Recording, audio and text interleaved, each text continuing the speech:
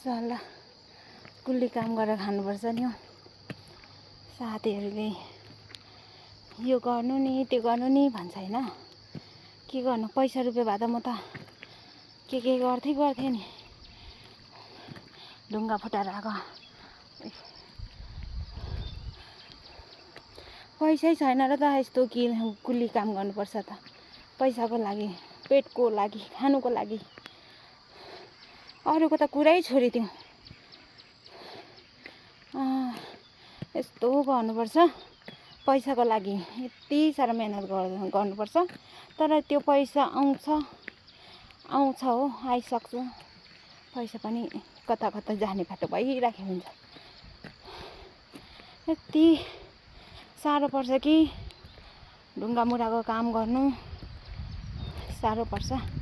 तर यो गर्नु नि त्यो गर्नु नि भनिराखेको हुन्छ कतिजनाले चाहिँ होइन। मलाई के गर्नु, पैसा भए त म सब थोक गर्थेँ।